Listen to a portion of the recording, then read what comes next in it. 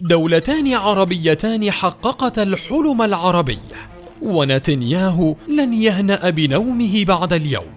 الجيش الإسرائيلي مجبر على أن يكون متأهبا دائما، وأزرار أجهزة الإنذار الإسرائيلية قد تقرع في أي لحظة.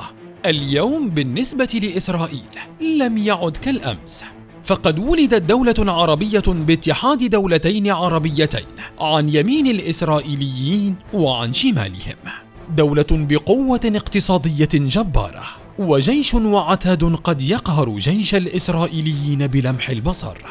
ما هما هاتان الدولتان؟ وكيف سيكون هذا الحلم؟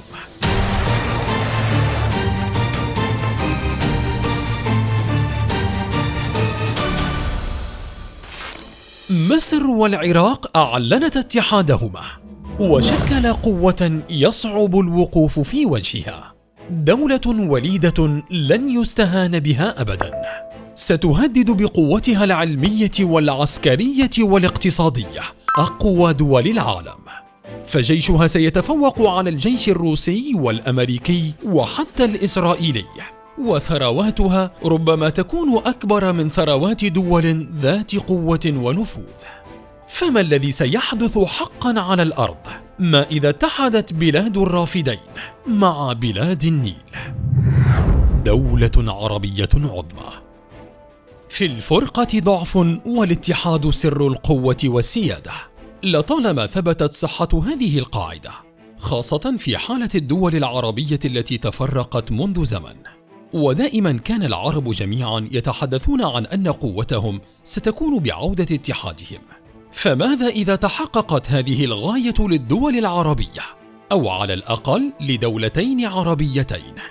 لنتخيل معا. العراق بلاد الرافدين، ومصر أم الدنيا وبلاد النيل العظيم. ومن العراق البداية، الدولة التي رغم كل ما مر بها من مآس وحروب واضطرابات، ما تزال تتربع على خارطة الاقتصادات العالمية والبلدان الأغنى بالمواد والثروات الطبيعية الخام. فبحسب مسؤولين عراقيين، فإن العراق يحتل المرتبة التاسعة عالميا بموارده، إذ إن القيمة السوقية لثروات البلاد الخام باتت تتجاوز 15 تريليون دولار عام 2023.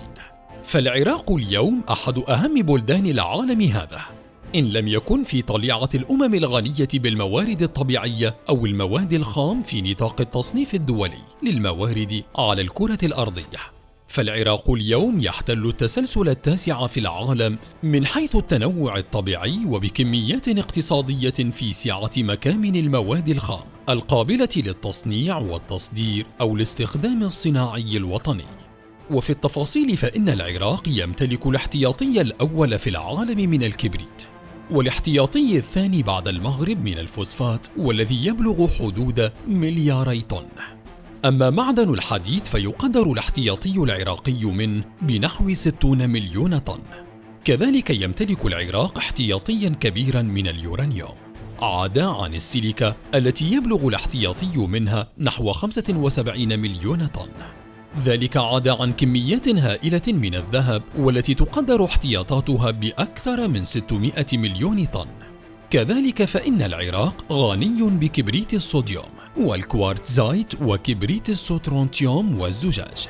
ولا ينسى أن النفط الهائل الذي تمتلك العراق لفت النظر عن وجود الثروات الهائلة من هذه المعادن، والتي ستكون بمثابة شريان حياة للدولة العربية الجديدة. أما إذا ما ذهبنا نحو مصر، فسنجد كنوزا تملكها أم الدنيا لا تقل أهمية عن كنوز العراق. فمصر تمتلك كميات هائلة من الغاز الطبيعي، والتي تعد من أهم مواردها الطبيعية، ففيها 66 مليار قدم مكعب من الغاز الطبيعي تقريبا. ومن أهم حقول الغاز الطبيعي في مصر حقل ظهر، الذي تم إعلانه كأكبر حقل للغاز الطبيعي في البحر الأبيض المتوسط. كذلك تمتلك شركة بتروليوم مصر أيضا رواسب كبيرة من البترول، والتي تعتبر حيوية للغاية لاقتصاد البلاد، إذ إن احتياطيات النفط في مصر تجعلها سادس أكبر احتياطيات في القارة الأفريقية. ومن أبرز المعادن التي تحتضنها الأراضي المصرية وتزخر بها رواسب الفحم التي تقدر احتياطاتها بحوالي 40 مليون طن، والمنغنيز والرصاص والزنك والفضة والذهب، إضافة إلى النحاس والكبريت وغيرها. وبعيداً عن الثروات الطبيعية، تمتلك الدولتان عدداً كبيراً من المليارديريات وأصحاب رؤوس الأموال. ففي تقرير نشره موقع إنسايدر مانكي في مايو 2023 تم ذكر مصر على أنها واحدة من أغنى دول العالم، وصنفها في المرتبة 32 عالمياً بصافي ثروة تزيد عن 1.4 تريليون دولار. أما من ناحية أصحاب الثروات فقد تم تصنيف مصر على أنها ثاني أغنى دولة في أفريقيا من حيث الثروات الخاصة، بثروة إجمالية 307 مليارات دولار وفق تقرير صادر عن شركة هنلي أند بارتنرز، إذ تمتلك مصر أكبر عدد من المليارديرات في القارة السمراء بعدد 7 من إجمالي 21 مليارديرا في القارة، يعيش معظمهم في القاهرة التي وصفها التقرير بأنها ثالث أغنى مدينة في أفريقيا. قوة عسكرية هائلة. سواء مصر أو العراق، فإن الدولتين تعرفان بقوتهما العسكرية الكبيرة، والبداية من مصر التي تصدرت قائمة الجيوش العربية الأكثر قوة في العالم، إذ حل الجيش المصري في المرتبة الأولى بالنسبة لجيوش الشرق الأوسط، متفوقاً 3 مراتب على الجيش الإسرائيلي، وذلك في تقرير جلوبال فاير باور عام 2022.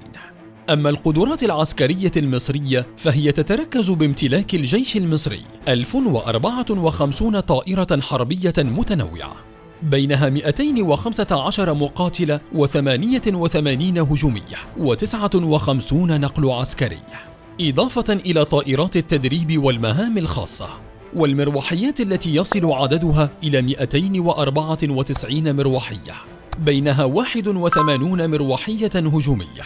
كما يمتلك الجيش المصري أكثر من 4000 دبابة و11700 مدرع، إضافة إلى أكثر من 2100 مدفع ميداني و1100 مدفع ذاتي الحركة ونحو 1100 راجمة صواريخ. قوة الجيش المصري البحرية تتركز في 7 فرقاطات و7 طرادات و45 زورق دورية و31 كاسحة ألغام بحرية، إضافة إلى 8 غواصات بينها 3 غواصات هجومية. وقد نال الجيش المصري تقييما مرتفعا من حيث القوة البحرية بسبب قوة الألغام البحرية التي وضعته بالمركز الثاني عالميا. وفي القوة الجوية حلت المروحيات المصرية المقاتلة بالمركز الثامن عالميا. وإلى بلاد الرافدين التي لا يستهان بجيشها أيضا وقوتها العسكرية، حيث احتل العراق المرتبة الرابعة عربيا وال45 عالميا ضمن أقوى الجيوش بحسب تصنيف جلوبال فاير باور لأقوى جيوش العالم للعام 2023. ومن حيث الأساطيل يصنف الأسطول العراقي بالمركز 41 ضمن أضخم الأساطيل الحربية في العالم في 2023، إذ يتكون من 63 وحدة بحرية ليس بينها أي وحدات بحرية كبيرة باستثناء وحدتي كورفيت. ويقدر إنفاق الجيش العراقي الدفاعي بنحو 5.7 مليار دولار. أما القوة البشرية له فتتركز بامتلاكه 200,000 جندي عامل و130,000 فرد يمثلون قوات شبه عسكرية. أما عتاده فهو كبير، يشمل 923 دبابة ونحو 39,000 مدرعة و281 مدفعا ذاتيا و426 مدفعا متطورا، إضافة إلى 424 راجمة صواريخ. أما القوات الجوية العراقية فتصنف في المرتبة رقم 29 عالميا ب361 طائرة حربية تتنوع بين 26 مقاتلة و33 طائرة هجومية، 16 طائرة نقل عسكري و112 طائرة تدريب، عداك عن 21 طائرة مهام خاصة و164 مروحية بينها 40 مروحية هجومية. ولا ننسى ذكر أن الجيش العراقي كان في التسعينيات يحتل المرتبة ال5، ليس عربياً بل عالمياً، أي أنه كان 5 أقوى جيش في العالم كله. عدا عن الثروات الطبيعية والبشرية والعسكرية، يحتل العراق ومصر موقعاً استراتيجياً مهماً على خارطة العالم. وإذا ما اتحدت الدولتان فعلاً، وهو حلم يتمناه أي عربي، فستشكلان قوة تهابها أكبر دول العالم الأوروبية والغربية. وهذه خطوة لن تكون إسرائيل فرحة بها أبداً. فهل سيستطيع نتنياهو النوم هانئاً وعلى تخومه دولة عربية تمتلك هذه القوة الهائلة وتحاصر ما يدعي أنها دولته من اتجاهين متعاكسين؟ فما رأيك بفكرة اتحاد العراق ومصر؟ وهل تتوقع أن يحدث ذلك يوماً ما؟ وإن حدث، ماذا سيكون اسم هذه الدولة؟